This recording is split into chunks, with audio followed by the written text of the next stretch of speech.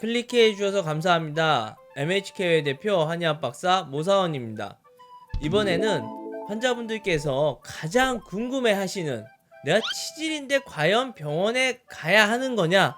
언제 병원을 가야 되는 거냐? 또 병원이라고 그러면 일반적으로 알고 있는 학문 외과를 가야 되는 건지, 비수술적으로 치료할 수 있는 이런 한의원을 가야 하는 건지, 이 부분에 대해서 명확하게 좀 판가름을 내드리기 위해서 이 영상을 준비해 봤습니다. 우선 제발 이럴 때는 꼭 병원 가셔야 합니다 라는 질환이 있어요. 질환이라기보다도 어떤 상황이라고 할 수 있겠네요. 상황에 따라 다른데, 본인이 엄청 급해요. 뭔가 결과를 빨리 얻어내고 싶다, 이러면 병원에 가서 수술을 하시는 게 맞습니다. 일단 병원에 가서 수술을 하신다고 그러면 수술방에 들어갔다 나오면 내가 원하는 어떤 결과에 비슷하게라도 나올 수가 있잖아요. 그냥 덩어리가 있어서 덩어리 제거 수술을 했으면, 제대로 수술만 됐다고 그러면 덩어리가 없어져 있을 것이고, 농양이 꽉 차 있을 때면 뭐 농양을 빼는 수술을 하거나, 그게 치료라서 뭐 치료기마저 다 제거하는, 말 그대로 엉덩이 주위 근육까지 다 잘라내는 수술을 하셨다고 그러면은 그 역시도 뭐 농양이 생기는 부분이 없어졌으니까 원하는 결과를 얻었다 라고 말씀을 드릴 수가 있겠네요. 제가 여기서 하고 싶은 거는 꼭 외과적인 이런 수술법이 나쁘다라는 건 아니고요. 수술법 말고도 사실 치료할 수 있는 방법은 많이 있습니다. 단지 시간이 좀 더 걸릴 뿐이에요. 그리고 우리 뭐라고 할까요? 시민들, 우리 국민들 머릿속에 각인돼 있는 이 치질은 꼭 수술해야 된다라는 이 공식 때문에 너무 힘들어서 이번 영상을 준비해봤어요. 그리고 내가 항상 듣는 게, 내가 외과를 갔다 왔는데 무조건 수술해야 된다던데요. 저희 질문도 똑같습니다. 외과에선 수술을 해야 된다고 하시는데 혼란스럽습니다, 이렇게들 많이 물어보세요. 말씀드리고 싶은 거는, 거기는 학문 외과잖아요. 외과예요. 수술을 해야지 치료가 된다라고 알고 있는 분들입니다.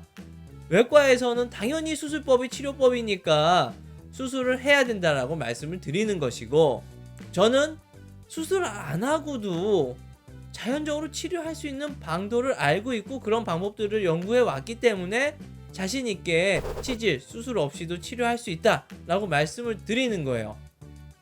서두에도 말씀드린 것처럼 치질 수술을 해야 할 때와 치질 수술 안 하고도 치료할 수 있을 때 나누는 거는, 내가 처해 있는 상황과 내가 어떻게 얼마만큼 빨리 이 결과를 도출해내고 싶냐에 따라서 많이 다를 것 같습니다.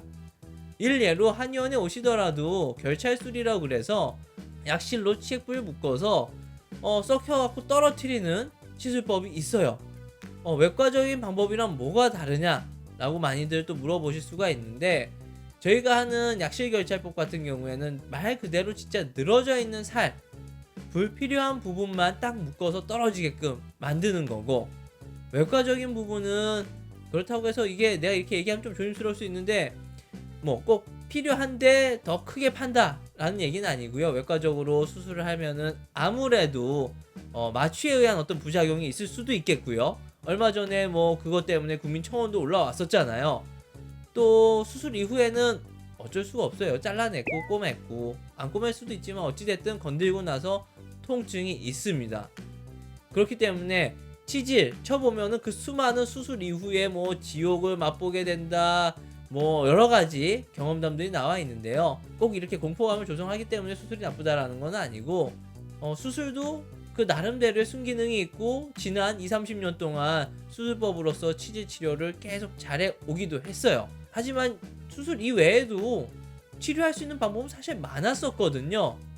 단지 7-80년대에는 어떤 결과를 빨리 도출을 해내야 되다 보니까, 또 그게 좀 더 있어 보였다고 얘기를 해야 될까요? 그렇다 보니까 수술적인 방법을 이용해서 많이 치료를 했고, 너무 그쪽으로 치료가 치중되어 있으니까, 치우쳐져 있다 보니까 다른 쪽으로는 연구를 하려고 하질 않았던 거예요.